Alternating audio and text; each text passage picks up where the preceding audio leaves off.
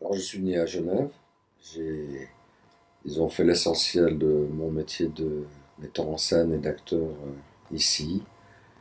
J'ai également écrit des pièces, une douzaine de pièces qui ont été jouées, la plupart, à Vidy, certaines, aux Poches, à Saint-Gervais. Et puis, j'enseigne le théâtre au Conservatoire populaire depuis pas mal d'années, depuis 99, je crois.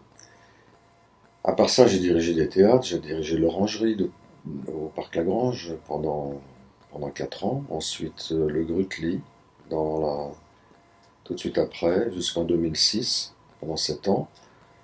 Euh, j'ai fait pas mal de mise en scène au théâtre de poche ces dernières années, sous la direction de Françoise Courvoisier. J'ai également récemment fait des lectures avant d'œuvre d'une manifestation sur le 500e anniversaire de Sébastien Castellion. Et j'ai monté un spectacle avant d'œuvre il y a quelques années sur l'après Jean-Jacques Rousseau, La Nouvelle Héloïse. J'ai monté également une pièce de Roberto Saviano et Mario Gellardi, Gomorra, au théâtre Pitoef. Voilà un tout petit peu, je navigue entre la mise en scène et le jeu. J'ai également joué pas mal de choses, notamment des monologues de Primo Levi. Et puis l'écriture que j'ai pas totalement oublié et quitté, donc j'écris encore.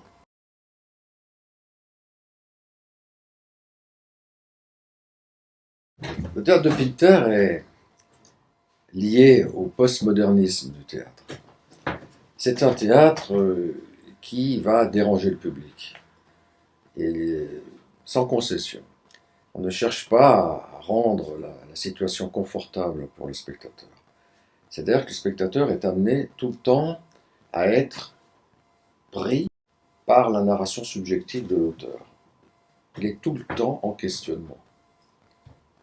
Donc il se dit, est-ce que ce que j'ai entendu va plutôt me faire dire que ce personnage est comme ça ou comme ça?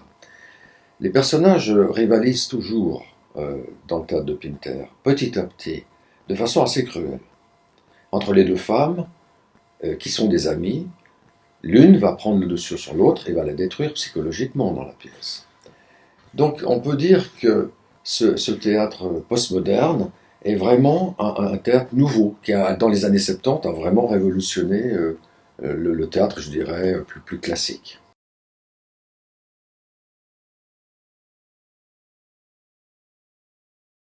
Jean-Michel Broyet va s'occuper de la scénographie et des lumières. C'est quelqu'un avec qui j'ai déjà travaillé justement sur Pinter à une reprise. Le retour, c'était au Grutli en 2005. En ce qui concerne la direction d'acteur, évidemment, c'est primordial. Dans un lieu comme le Crève-Cœur, il faut une direction de jeu très précise, parce que le spectateur voit tout. On est comme dans un studio, on est devant une caméra en quelque sorte.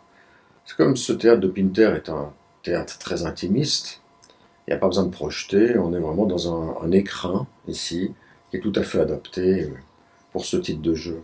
Donc la direction de jeu très précise, avec les intentions, et surtout, comme c'est très important chez Pinter, le sous-texte. Lorsque le personnage parle, il pense à autre chose. Il sous-entend autre chose. Donc c'est tout ce langage souterrain qu'il va falloir donner aux acteurs. Et alors là, chez Pinter, c'est vraiment formidable. C'est très très riche.